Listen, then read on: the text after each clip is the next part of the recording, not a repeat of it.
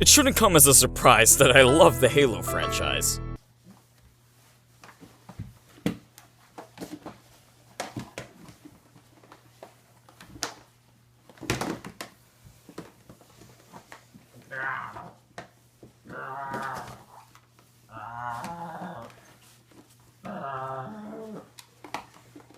I need a weapon. Heck, even in one of my earliest videos, I dressed up as Master Chief for a quick gag. Joke. It's just bad. It's just a bad video. Yeah, we don't talk about those times anymore. It was rated 1 out of 10 stars and will soon win the Raspberry Award for Worst Movie of the Year. When it comes to the Halo franchise, I tend to debate which is my favorite, Halo 2 or Halo Reach. And since Reach never received a PC port because we have to have some reason to buy Microsoft's consoles, Halo 2 it is. Many tend to consider Halo 2 the pinnacle of the franchise. It has some of the most interesting levels and set pieces, tight controls, and help define online multiplayer for consoles for years to come. If I fucking that faggot knifed me 2 times in a row! However, we're gonna kind of ignore all of that. I heard you the first time! Instead, we're just gonna talk about the first mission, how well it brings the player into this world while also teaching them how to play.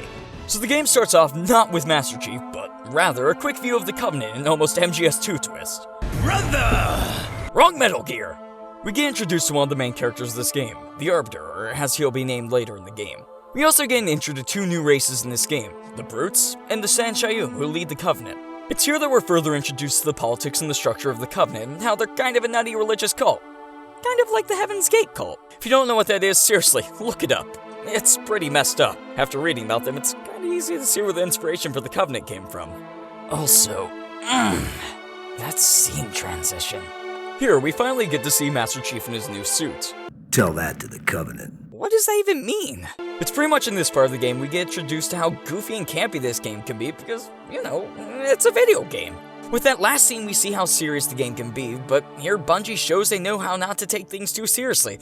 I mean, for God's sakes, it's a game about a 7-foot-tall naval officer and his AI girlfriend who fight aliens that yell at lines like "Brother down!" Destiny, are you taking notes? Here, we also get introduced to the coolest Marine in the UNSC, Sergeant Johnson. I don't see any training wheels. What does that mean? We get some banter between Johnson and the Chief, showing their friendship, or something akin to that. Then Master Chief admits his dislike for the paparazzi, and Johnson treats him like a lazy husband who doesn't care about his wife's big art show.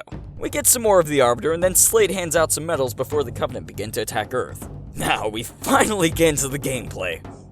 Dear God, this kind of is a Metal Gear game. So we run over to all these weapons and we grab the 2 new main weapons of this game, the SMG and the battle rifle. The SMG is a submachine gun that has the ability to be dual-wielded, a new feature to this game. Dual wield! Several SMGs are placed around the world to help the player know dual wielding without having to tell them directly. Like here, here, and here. Dual wielding as a concept is meant to allow players to do 2 things: give large amounts of suppressing fire, or to be able to fire while one gun reloads or recharges. Then there's the battle rifle, a scope rifle with new precision-based technology to help even the lowliest of players hit their mark. And also there's the pistol, which is kind of useless since it can't be scoped anymore. Another concept we're indirectly introduced to is the idea of being able to swap weapons with allies, thus allowing you to customize what your support units are supporting you with. So this whole room is meant to teach you how to utilize the environment to your advantage by giving you a good sized space to move around while also giving you context clues as where not to go.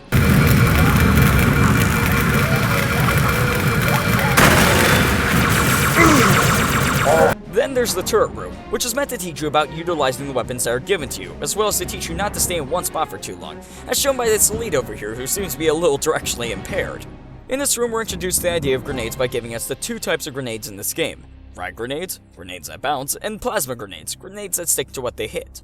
Later in the mission, after all the prior concepts are reaffirmed, like a child who doesn't believe their parent when they tell them that their dog that ran away is coming back, we get to go to space! The whole point of this section is to help develop the concept of variety within levels and how you never really know what's going to happen next within the same level. Like space! Then in this room, why are there so many rooms?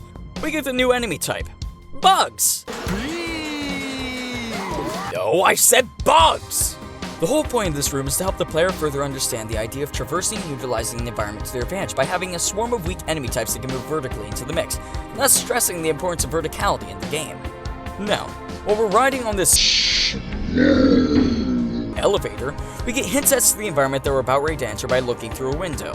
We also get a physical explanation for a level gimmick that we're about ready to experience with the ground shifting and verticality in the following environment. Then we're given one final challenge to see if we've learned everything this level has attempted to teach us, with the ultimate attack being disconnected from Windows Live. Then we get some goofy dialogue and one of the coolest moments in the franchise, and then it's done. I'm done. Halo 2, good game. First level, good introduction. Go play it. There's like 3 variations of the game now. Crappy outro. Peace! What if you miss?